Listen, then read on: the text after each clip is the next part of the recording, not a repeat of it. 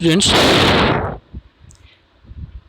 today we are discussing the next part of GPAT 2010 question papers.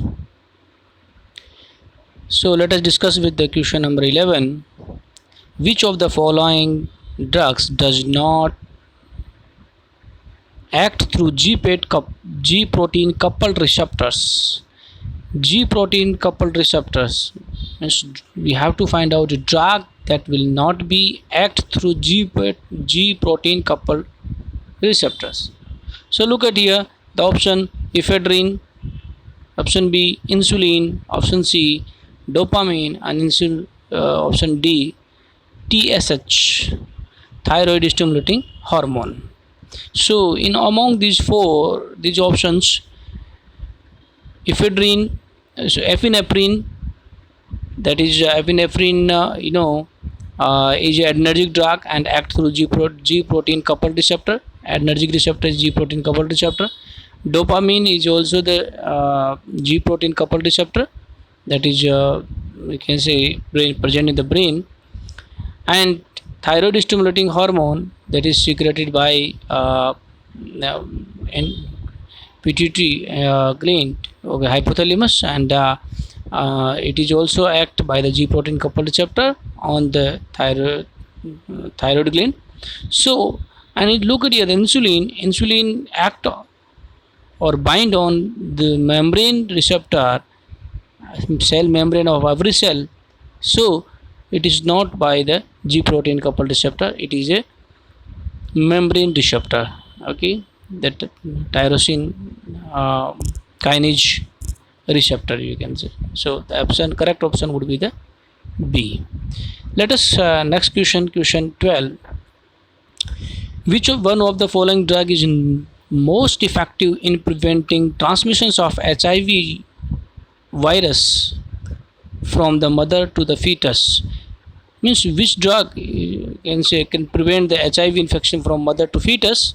So look at here the option lamivudine, option B judovodine, option C indinavir, and option D is ribavirin. So in all the four drugs, you look at here only the judovodine having capability to cross the placenta. So the drug only judovodine can cross the placenta. So right option would be the judovodine in this for this question. Next question number 13. Improvement of memory in Alzheimer's disease is brought about by drugs which increase transmission in. So Alzheimer's disease is in the disease in which the patient may not be memorized. It may be some things may be forgotten. So the drugs that is used here, that is basically in the allergic Alzheimer's disease, what happen?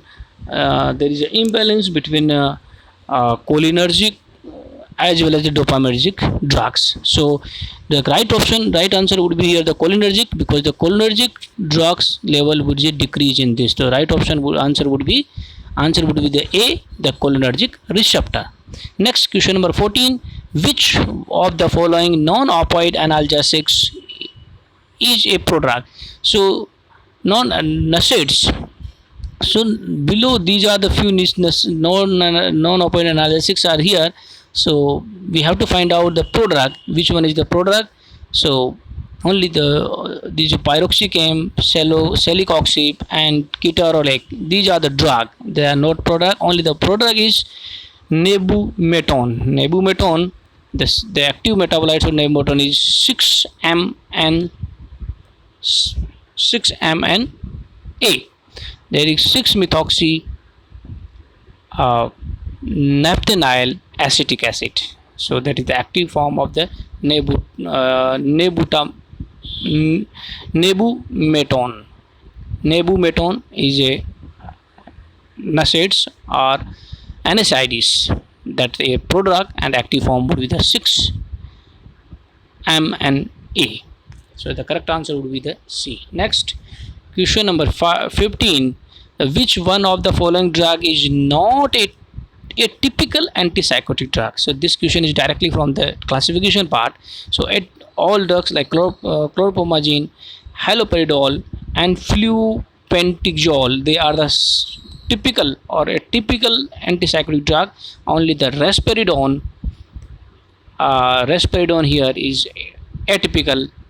Okay, along with clonazepam, that is clonazepam is also atypical, and the risperidone would be the atypical antipsychotic drug. So correct answer would be the C. Next, question number 16. Which one of the following is a plasminogen activator? So plasminogen activator, so plasminogen activator is responsible for the dissolve the clot into blood. So blood clotting, you can say. So only the one drug that from the classifications is streptokinase is a plasminogen activator drug. Other tranexamic acid and gamma aminocaproic acid, these two are the, you can say, clot dissolving drug, and only the streptokinase is the clot formation drug, and this plasminogen activator drug. Streptokinase would be the correct answer for this question. Next, question number 17. Myasthenia gravis is diagnosed with improved neuromuscular function by using. So myasthenia gravis, what is the myasthenia gravis? Myasthenia gravis is autoimmune disorder, and in which what happen, at the end of the muscles end plate, what happen, the release of the drug,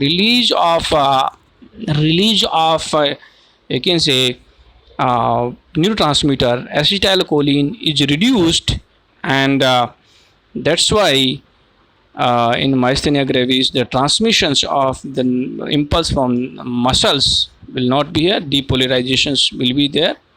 So it can be diagnosed, this thing be diagnosed by a specific types of drug that we know, that is androphonium. Androphonium is improved as a muscle as a diagnostic agents. Next, question number 18.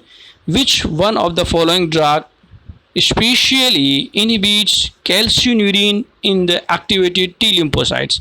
So the inhibition of the calcineurin, especially in activation of the T lymphocytes. So these options are here. There is daclizumab, prednisolone, sirolimus, and tacrolimus. So these all drugs, they are I can say inhibit the T lymphocytes, and so that's why. But especially it is the question from the mechanism reactions. So look at here that only the one drug, the tacrolimus and there is so tacrolimus, that is here, is only inhibit the calcineurin. The calcineurin is responsible for the release of calcium ions, and calcium ions can activate the T lymphocytes. So that to be inhibited. So only the tacrolimus would be the correct option. Sirolimus, the name is similar with the tacrolimus, but the mechanism, sirolimus also inhibit the T lymphocyte, but not through the calcineurin. So the correct option would be the tacrolimus. Next, the chemical behavior of morphine alkaloid is. So morphine, morphine is alkaloid, and alkaloids, they are basic in nature. So the correct answer would be here the basic, because morphine also the basic in nature, because all alkaloids are the basic, because alkaloids containing the nitrogen atom in their ring, and they are basic in nature. Next, and today's last question for today's video, at physiological pH of the following compound would be the mostly in the. So the physiological pH, because the compound, what would be, this is penicillin, and penicillin, when any drug become the unionized form, that would be the more active, at the physiological pH. So the unionized form would be the physiologically active pH for this compound, this penicillin. Okay, so the correct answer would be the unionized. Okay, because cationic, anionic, they are ionized form, and deuterion also ionized form. Okay, so the unionized form of the penicillin would be the effective in case of physiological pH. So that is the correct option would be the B, that is ionized form. Thank you very much. Jai Hind.